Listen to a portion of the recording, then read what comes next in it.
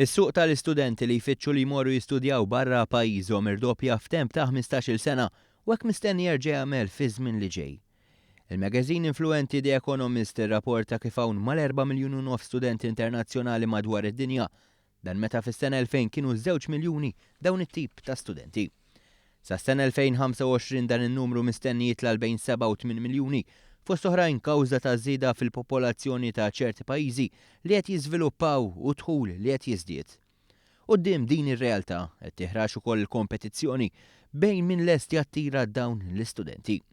Ir-Renju Unit u l-Istati Uniti dejjem kienu fuq quddiem ned f'dan il-qasam, iżda l-Awstralja u l-Kanada qed joffru kompetizzjoni li ma bħala.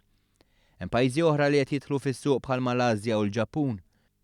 Ir-riċerka ta' The Economist ikkonferma wkoll laqgħa li l-Gvern Malti qed ifittex li esplora dik li hija wkoll niċċa ekonomika ġdida.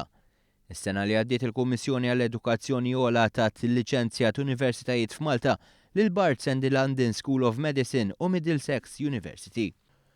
Barts and the London School of Medicine se tibda topera minn Settembru fil-qasam tas-saħħa u l-mediċina wara ftehim li l-Gvern għamel is-sena li għaddiet. Jaħseb huwa li nfetħu aktar universitajiet f'pajjiżna. Fil-fatt l-American University of Malta u l-European Graduate School diġà nataw il-liċenzja biex isiru istituzzjoni edukattiva ogħla u issa bdew bid-diskussjonijiet biex jingħataw il-liċenzja università. Fil-każ tal-American University of Malta din se tkun qed tinvesti iktar minn 100 miljun euro għal kampus maqsum f'Marsa Skala u Bormla li mistenni jattira eluf ta' studenti internazzjonali.